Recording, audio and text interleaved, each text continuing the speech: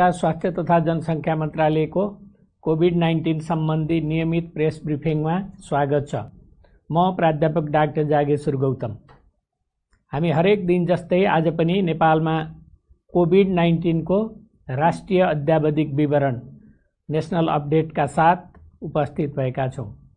आज हामीले प्रादेशिक अस्पताल बुटवलका प्रमुख medical superintendent doctor Rajendra Prasad खनाललाई निम्ति आएका छौं। हामीलाई सांकेतिक भाषामा सागर सुवेदीले साथ दिइरहनु भएको छ।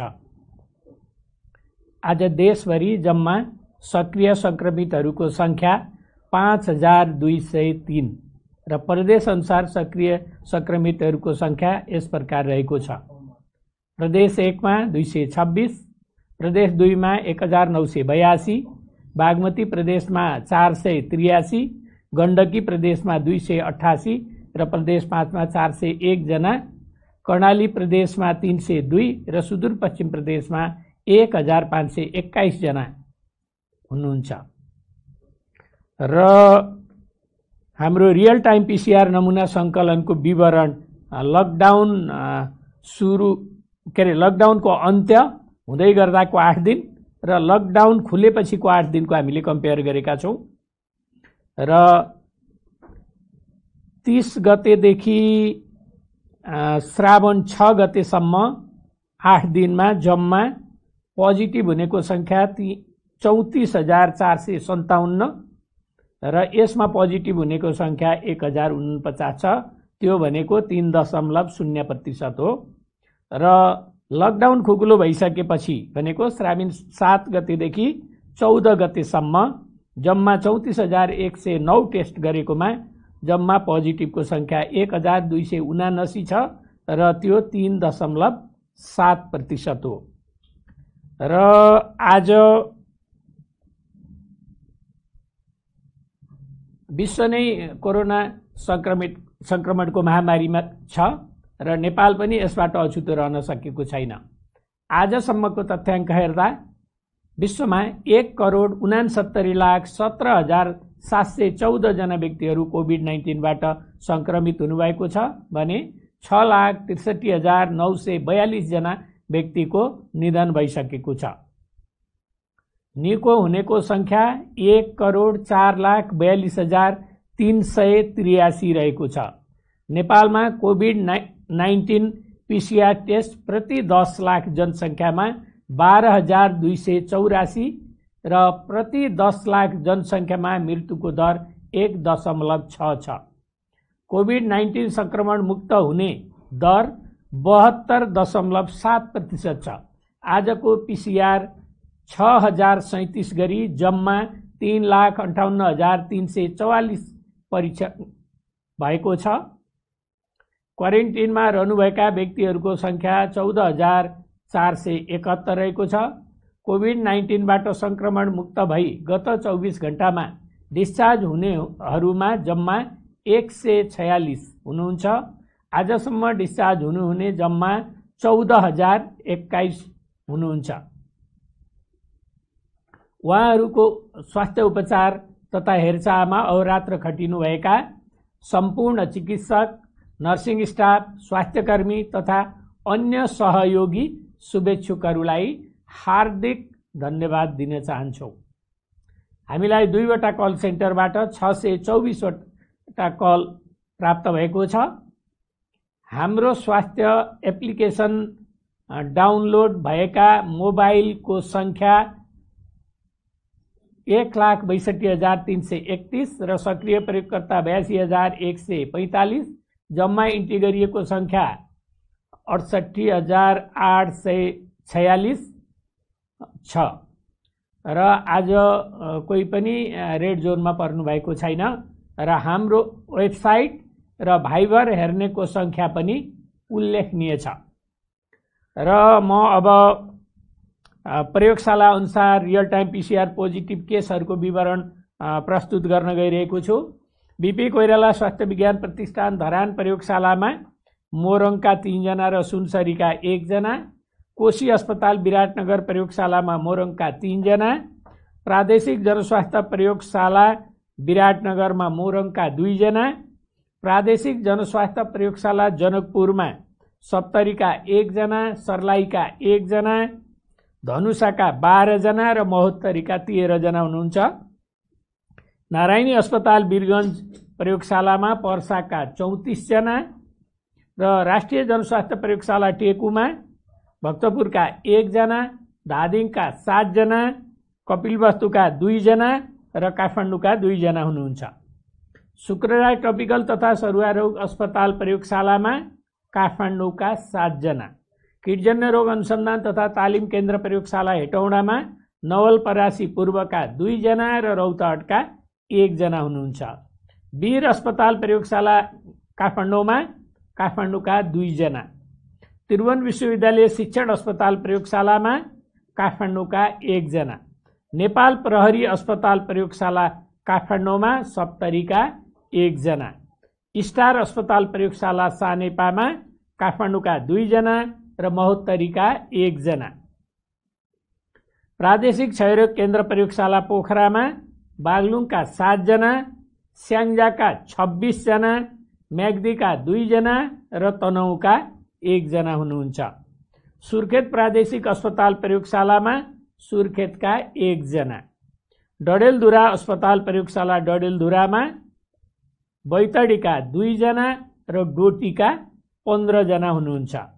यसैगरी सेती प्रादेशिक अस्पताल प्रयोगशाला धनगढीमा डोटीका 37 जना, कैलालीका 8 जना र कञ्चनपुरका 8 जना हुनुहुन्छ र आजको जम्मा संक्रमित हुनेहरूको संख्या 210 छ र हाल सक्रिय संक्रमितको संख्या 5360 छ।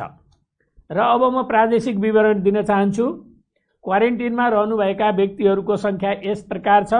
प्रदेश 1 मा 1842, 2 मा 1849, बागमती प्रदेशमा 1035, गण्डकी प्रदेशमा 3382, प्रदेश 5 मा 1824, कर्णालीमा 643 र सुदूरपश्चिम प्रदेशमा 3896 र डिस्चार्ज हुनुहुनेहरूको संख्या पनि यस प्रकार छ।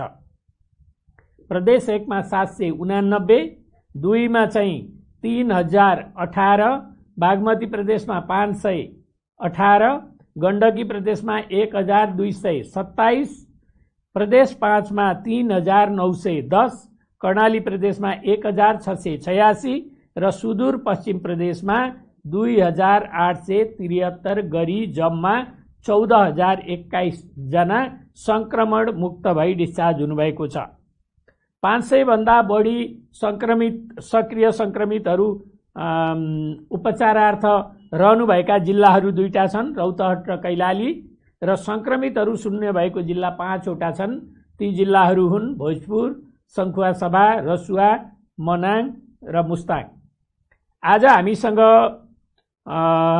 प्रादेशिक अस्पताल बुटोलका प्रमुख medical superintendent doctor Rajendra Prasad Khanal हुनुहुन्छ र यो त्यही अस्पताल हो जहाँ पहिलोचोटि कोभिड-19 संक्रमण भई आइसियुमा चाहिँ उपचार सुरु गरिएको थियो नेपालमा।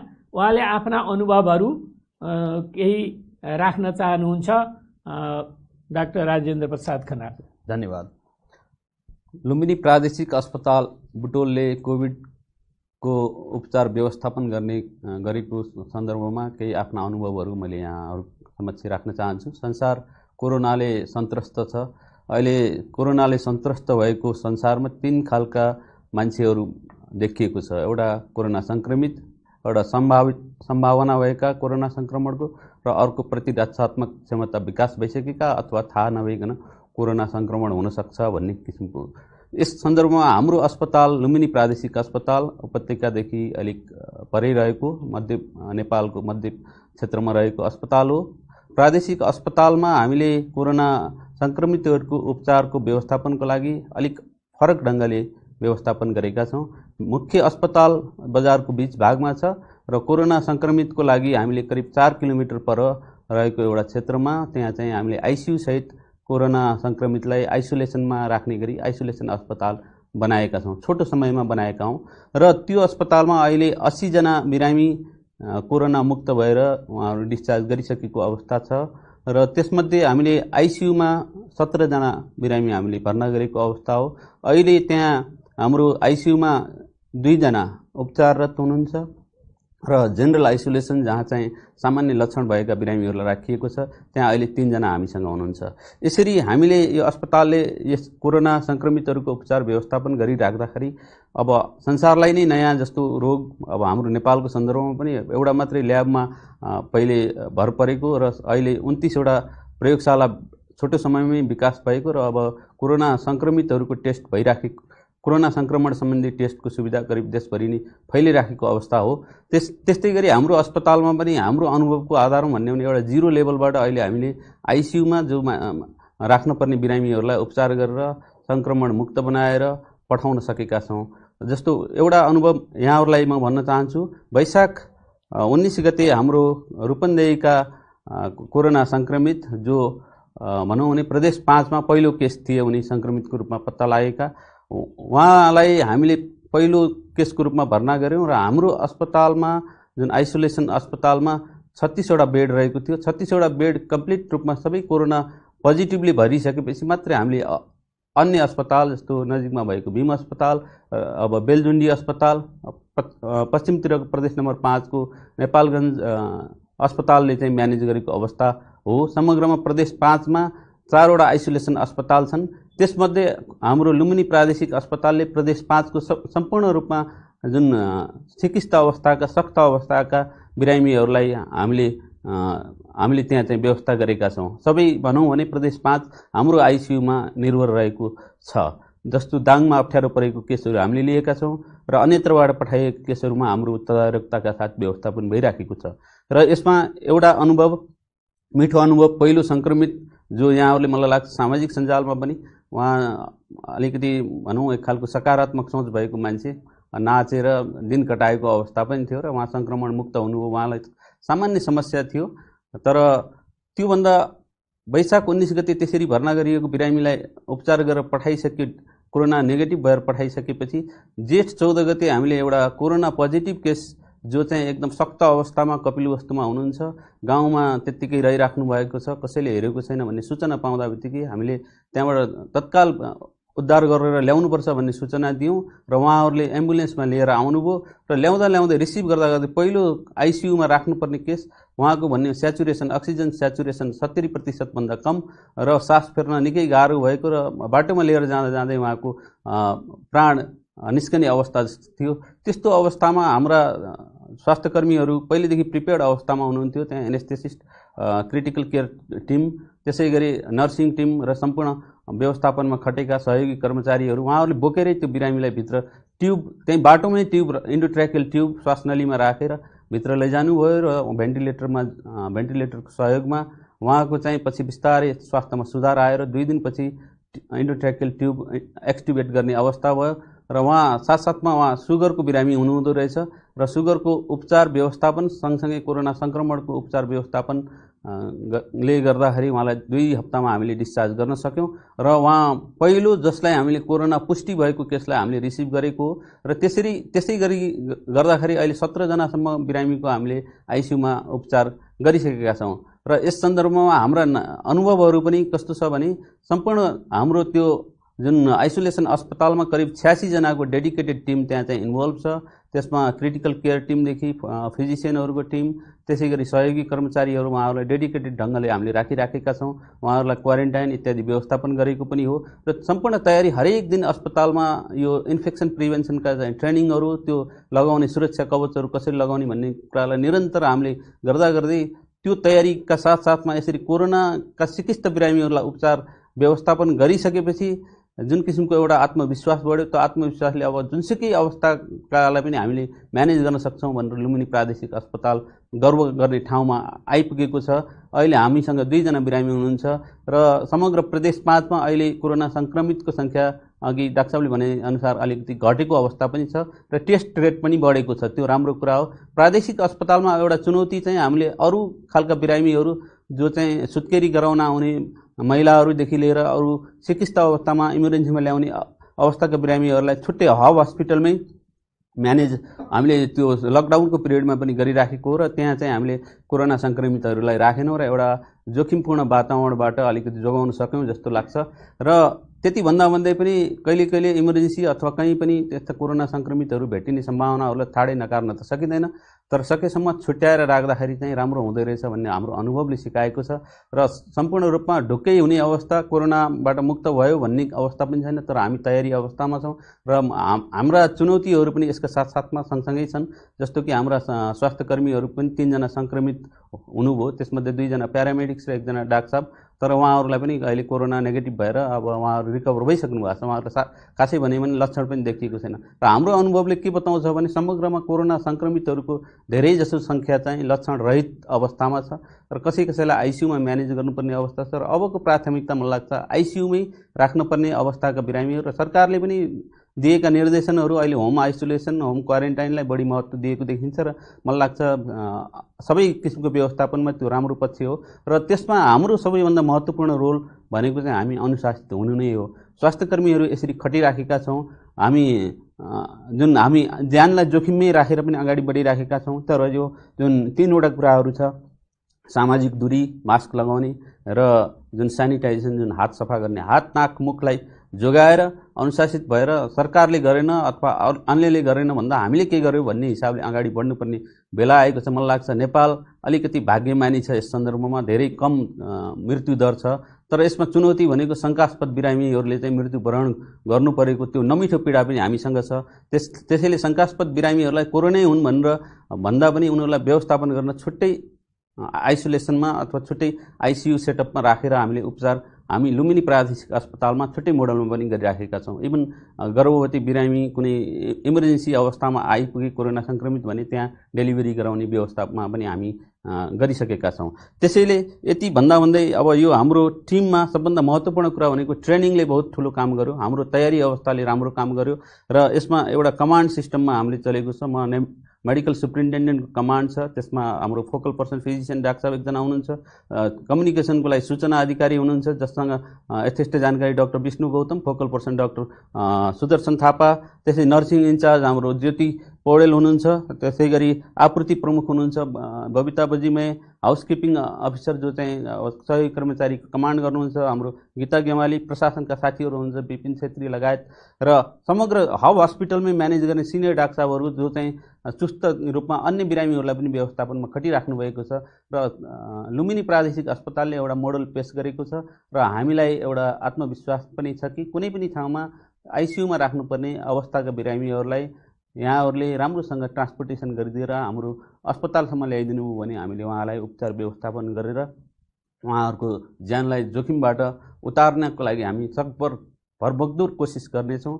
र यसमा हाम्रो अहिले अस्पतालमै पिसिआरको ल्याब सेटअप पनि छ, हामीले अपरेसनहरू पनि अगाडि बढाएका छौँ। कोही शङ्कास्पद बिरामीको हकमा चाहिँ ती पिसिआरबाट नेगेटिभ भएपछि अपरेसनहरू पनि नियमित रूपमा अगाडि गर्ने जुन कुरा रोकिएको थियो त्यो कुराहरूमा समग्र प्रदेश 5 लुम्बिनी प्रादेशिक अस्पतालमा राम्रै तरिकाले निर्भर रहेको छ। प्रदेशले चाहिँ हाम्रो अस्पताललाई सहयोग गरेको छ, सङ्घीय स्वास्थ्य मन्त्रालयबाट भएका मार्गनिर्देशनहरूलाई हामीले पालना गरेका छौँ र हामीलाई नयाँ नयाँ अनुभव छ, नयाँ नयाँ सिकाइ छ। तर मलाई के लाग्छ भने मेरो पर्सनल बुझाइ चाहिँ कोरोनाबाट अझै हामी ढुक्क तरिकाले बस्न सक्ने अवस्था छैन, किनभने यो तलमाथि भइराख्नै छ। मलाई लाग्छ सायद 6 महिना 1 वर्ष होला।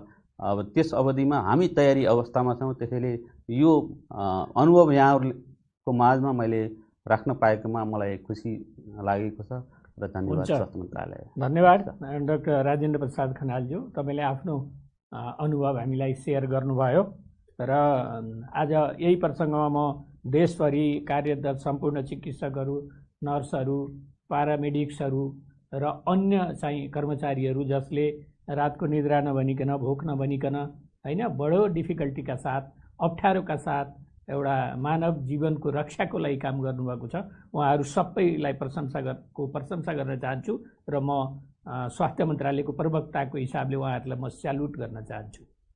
र हामीलाई अर्को जानकारी छ, आज नेपाल सरकारको 2077 असार 15 गते कोरोना भाइरस कोभिड-19 को सङ्क्रमणको उपचार बापत अस्पताललाई अनुदान उपलब्ध गराउने सम्बन्धी आदेश 2077 स्वीकृत गरी शङ्कास्पद तथा संक्रमित व्यक्तिहरूको उपचार बापत अस्पताल मार्फत रकम उपलब्ध गराउँदै आएको छ।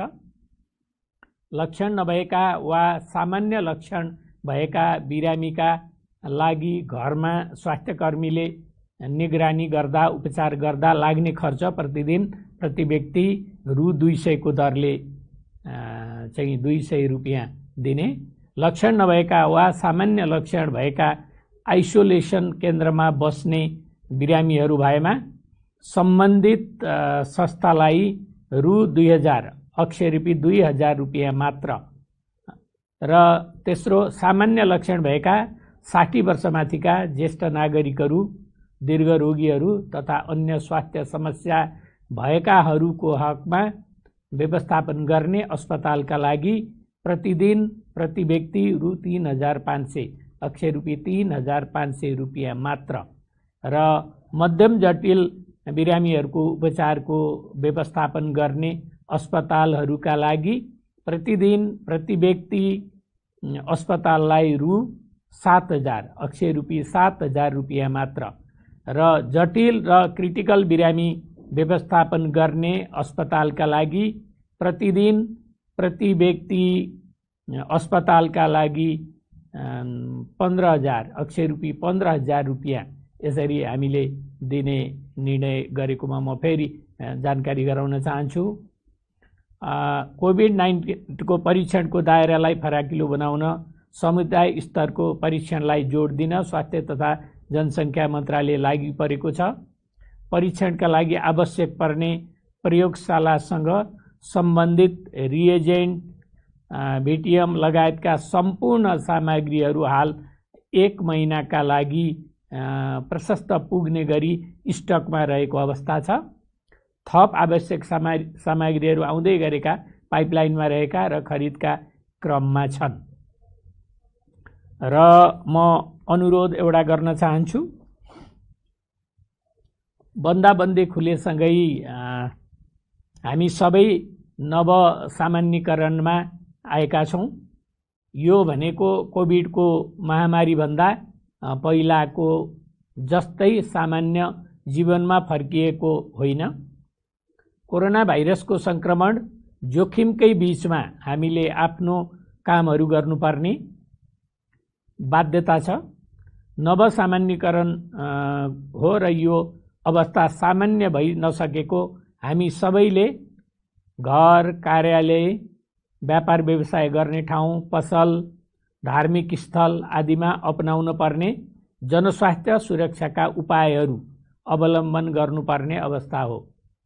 बालबालिका, युवा युवती तथा वृद्ध वृद्धा सबैलाई समस्या पार्न सक्ने यो कोरोना भाइरसको हालसम्म कुनै औषधि वा खोप उपलब्ध भइसकेको अवस्था छैन, पत्ता लागेको छैन।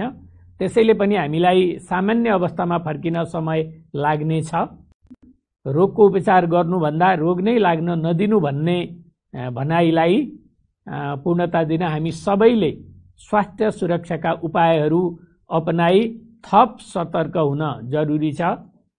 कोरोना संक्रमणलाई फैलिन नदिन हामी सबैको जिम्मेवारी र कर्तव्य पनि हो। कोरोना भाइरसबाट आफू र परिवारको सुरक्षाका निम्ति बेला बेलामा साबुन पानीले कम्तीमा 20 सेकेन्ड हात धुने वा सेनिटाइजर प्रयोग गर्ने, जुन अल्कोहल बेस्ड सेनिटाइजर हो। घरबाट बाहिर जाँदा नाक, मुख र राम्ररी छोपिने गरी मास्क नलगाउने र पसल, सानोतिनो भेटघाट वा कार्यालयमा अर्को व्यक्तिसँग कम्तीमा 2 मिटर दूरी कायम गर्ने जस्ता सजिला स्वास्थ्य सुरक्षाका उपायहरू म र मेरो परिवारका लागि हो भन्ने हामी सबैले बुझ्न र व्यवहारमा लागू गर्न जरुरी छ। कोरोनाको संक्रमणबाट आफू पनि बचौं, अरूलाई पनि बचाऊं, स्वस्थ रहौं। र सम्पूर्ण सर्वसाधारण दाजुभाइ दिदीबहिनीहरूलाई मेरो अर्को पनि अनुरोध छ। नेपाल सरकारले कोरोनाको परीक्षण र उपचार निशुल्क गरेको छ। र यो उपचार चाहिँ पाइरहनु भएको छ र सरकारले आफ्नो जिम्मेवारी पुरा गरेको छ। तर तपाईले आफ्नो जिम्मेवारी पुरा गर्नुभयो कि भएन? तपाईले मास्क लगाउनु भयो कि भएन? तपाईले हात धुनु भयो कि भएन? तपाईले सोशल डिस्टेन्सिङ कायम गर्नुभयो कि भएन?